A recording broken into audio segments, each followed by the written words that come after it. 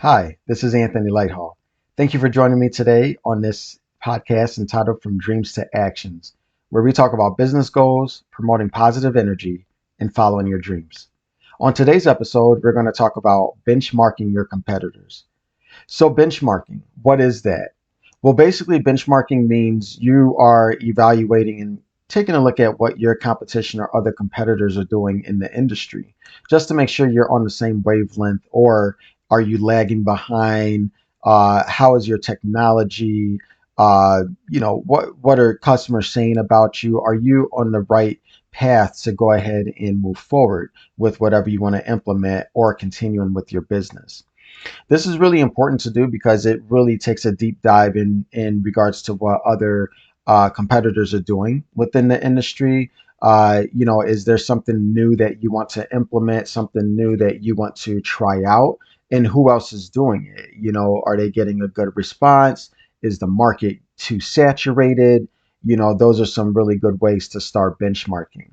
So as an example, think about a restaurant or, some retail stores. And as an example, maybe you want to benchmark and look at their social media presence. So as a restaurant, for an example, before social media got as popular as it did, you know, they were on Facebook and they were taking pictures of the staff. They were also taking pictures of their location, of the food. So really getting that interaction prior to that uh, customer coming to enjoy their meal. And so you, as a competitor, another restaurant, you say, okay, well, we're going to be on Facebook and also on Instagram, and then TikTok comes out. You say we're going to be on that, and then also on Pinterest. And so it's really not uh, uh, I won't say comparing, but it's not 100% copying what your competitors are doing.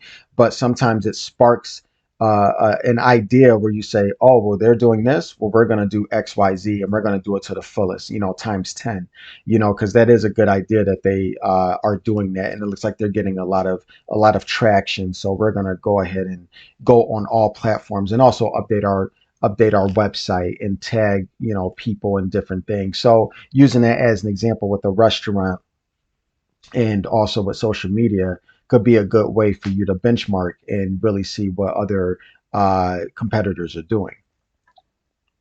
So, in regards to benchmarking, when should you do it? A lot of times people benchmark when they're thinking about implementing something new, a new idea. It probably hasn't been done before. Maybe you don't know how to start it. And a lot of people benchmark other competitors or maybe someone who's not directly their competitor, but who is in that same field of what you're trying to do. And so benchmarking and researching, doing your homework, as I say, is a good way to really see if you should move forward, with this idea, especially once you start investing time, investing money and different resources. You really want to see what direction this could actually go in introducing this plan. So there's some like pros and cons to this. So if you're doing your research, let's say as an example, I'm going to use party planning or party rentals, and people do that. They may do it in different counties, they may do it in different states that are probably close to you, but maybe you didn't see anyone doing it in your community or in your area. And so you say, oh, okay, well, people are doing this, so they must be getting money. Let me go ahead and try it for my community. And then you start small, maybe with family and friends, and then you expand that. So when you benchmark and you're kind of thinking about that, again, using the example of rentals, it may be a market that people are doing. A lot of people may be doing it, but you may have an advantage of, well, I look like these individuals or customers. They can resonate with me. They can understand. I may have a similar story. I may have grown up in the same area or neighborhood as them. So, that's where that advantage comes in, and they may start to be your customer. So that's a good example of, going forward with something after you have benchmarked a competitor that's in the same type of industry that you're looking into. Now, opposite, you may want to sell a product on a selling site. I'm trying to think of the correct word here, but a site where you can sell different products or a platform online. But that product or service may be really saturated on that platform, on that website that you're going to be paying for, that you're going to be implementing your product or your service on. So you may take a step back and say, you know what, after benchmarking, this is really saturated, and I don't even know how I would get a foot in the door because there's 50 other people producing it and shipping and selling what I'm selling. And so you may take a step back, when you benchmark and say, nah, I don't know if I'm going to, partake in that platform, but hey, I'll start up my website and I'll find other ways or other means to get customers. So again, there's, I don't want to say pros and cons, but that's a good example of seeing like, okay, should I move forward with this or no, let me scale it back and probably not, go in that particular direction after you benchmark. Okay. So what are some, other ways, strategic ways that you can benchmark? So it's a couple ways. You can honestly pretend to be that customer of that competitor. Um, Research their website. That's really big. Really navigate through it, see how they put it together. Is it very welcoming? Look at their FAQs, frequently asked questions. They may have reviews as well on websites or on their website. That's your virtual brick and mortar. So that's a great way to start benchmarking, your competitors. Also look at their social media handles. What are they taking pictures of? Are they really engaging? Are they commenting on other posts that has nothing to do with their business? How often are they posting or engaging? That's another great way to benchmark as well. Also, perhaps buy the product, call in, see how their customer service is, purchase that product, order it online or go to that store, and really examine that product or that service, that you are purchasing. Um, and that will also help you to kind of benchmark and to do your research and homework, on that particular customer, not customer, excuse me, on that particular competitor that you are researching as well. And again, like I mentioned, when you're benchmarking, you're not necessarily, it's not stealing ideas. It really isn't. When you think about it, think of any large company out there, they're doing this. They pay millions of dollars to benchmark. They put a lot of resources and money into marketing and research and development. That's all part of benchmarking. Benchmarking is just researching, and then from that you develop something. So don't think of it like, oh, I'm stealing this idea from this other business, or I'm doing this. Hey, if you're in business, you're trying to figure out how to get to your customer, and you may have something that you're not thinking of, or something you can probably do better as a competitor or a business that this other business is not doing. So when you think about benchmarking, kind of have it in that kind of mindset when you're just doing your homework on that competitor. So let's switch gears. I wanted to talk a little bit more about a SWOT analysis. So it's excuse me, it's SWOT, not SWAT. It's not a SWAT team. It's a SWOT analysis. And I'll go through each of these with you just so that you can understand the concept of this a little bit more. But a SWOT analysis is very important in regards to researching for yourself internally and also externally, that I'll get into as well with your business. So let me go ahead and go into it, and then it'll make a little bit more sense in regards to the SWOT analysis. So the S, it stands for strengths. So with strengths as an example, you're looking at your organization. What are you all really good at? What's something that really differentiates you from that competition? It could be brand loyalty. It can be your engagement on social media. It could be customers are just very loyal to you. Your logo it could just be the logo without any words, and people know who you are. So what are your strengths? What are you really good at? A good example of this that I was thinking about was Apple. So Apple, when you see that Apple sign, that Apple logo, you already know who it is and what it is. They don't even have to say Apple. on there. And Apple's really good with brand loyalty as well. It looks like some families are like Apple families, so they'll have a MacBook, they'll have they use Apple phone, they have Apple TV now, they use Apple Watch, and uh, other devices that Apple creates. So Apple has a very strong brand, and then also customer loyalty as well. And when you think about it, if we're talking about cell phones and devices, when you think about it, there's Android and there's Apple. There's always that friendly battle. So Samsung and Apple. So Apple just does a really good job of just their brand and their logo and just moving their way up. I remember the iPods, the classic ones where you had to rotate it on your thumb. And now look at where Apple's at. It has its own, not network, but streaming, device and everything with Apple TV. Very interesting. So I would say Apple for strengths with that, using that as an example. The next one would be weaknesses for the W. And so weaknesses, you're looking at your organization and what are you all lacking? What could you be doing better at? Who is above you with some of their strengths that you are kind of lacking at this point? So as an example, this could be a weaker brand. Pretty much everything opposite that I said with strengths, but I'll add more. But a weaker brand. Maybe you have poor customer service. You have just really unfavorable reviews, if you're selling on different platforms or on your website. Uh, High levels of debt, high turnover with your employees, etc. The list goes on.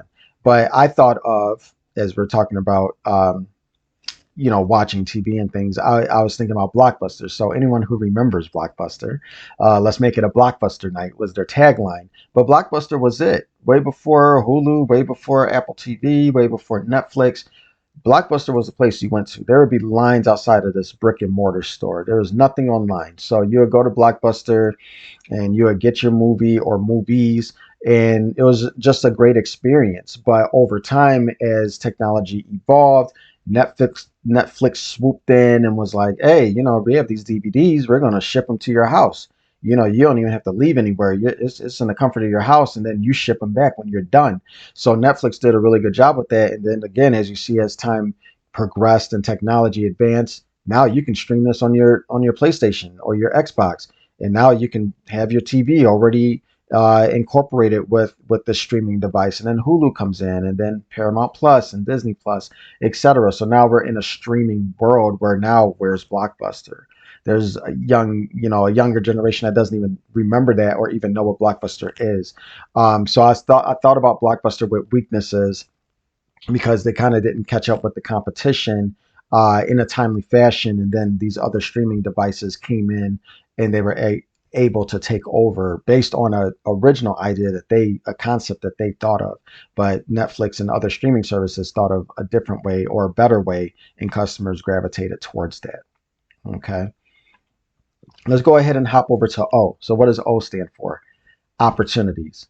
So looking at your business or your company, what are the opportunities? What's the competitive advantage that you have over other competitors? So I'll just continue on talking about Blockbuster and Netflix. Netflix had a competitive advantage. They took the opportunity. They took advantage of that opportunity to come in and say, we're shipping DVDs to you, and then later on, we're going to start streaming it on your TV.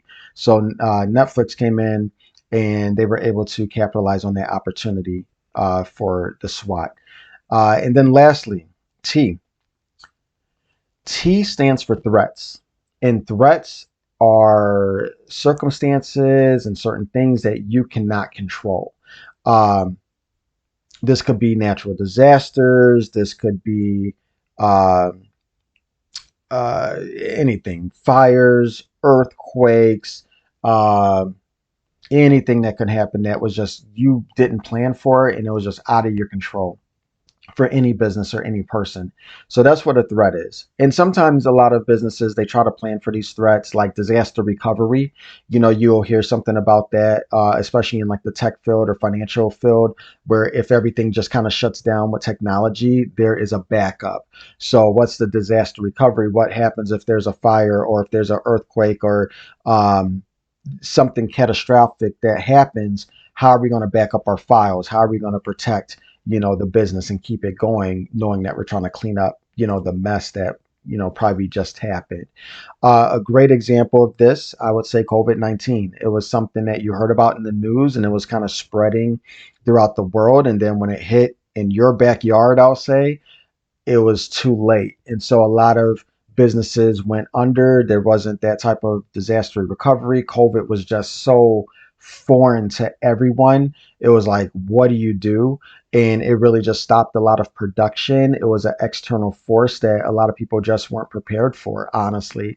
And it just stopped a lot of things. And so a threat, again, is external that had nothing to do, with anything, but COVID-19, really put a standstill, for a lot of businesses and just the flow of money at that time. So again, just a quick recap, a SWOT analysis, strengths, weaknesses, opportunities, and threats for you. Okay. Now, I wanted to discuss, and I left this out when I was explaining each factor. Um, the S and the W, strengths and weaknesses, those are internal factors. So that means that's within your business. So your strengths and weaknesses, what are you good at specifically within your business? And then the external factors are the opportunities and the threats. They're things that are either out of your control or something that you have to plan for that has nothing to do with you internally. You always have to keep your head on a swivel and like keep your eyes and ears open because there's other things that can come in to kind of be that disruptor in the industry that you may not be ready for. So again, strengths and weaknesses, those are internal factors. And then opportunities and threats are external factors that you should always be planning for and always be getting ready for just in case they happen. Okay. Um, Going back to benchmarking and SWOT analysis, I feel I added both of these because I feel like they play a critical role and a part when you are researching the whole R&D side of things. So benchmarking to me is more the external homework, and then the SWOT analysis is the internal homework because you're looking at your business from a lens, and then benchmarking, you're looking at the lens of, from a lens of external, competitors and competition and what's happening and learning from them and researching from them as well. Okay. So again, benchmarking and SWOT analysis, it just helps you to better understand the needs, the opportunities, different threats, um, different situations that could be happening and again, like I said, disrupting the industry, that can honestly help you elevate, or it can set you back if you're not prepared for that and you haven't done your homework. So I guess one other thing too I would add to this is, maybe there's a question of when should you do this. I would say do it, it really depends on the industry. It really does. This could be something that's done weekly or monthly or quarterly. I think it really just depends on the industry. I would say personally, a good rule of thumb is at least bi-yearly. So doing it, twice a year, every 6 months, maybe to the point when if you want to be very competitive and just really want to be ahead of the market, I would say probably doing it quarterly, and just making sure that you are in the right, um, heading in the right direction, when it comes to doing your research and development.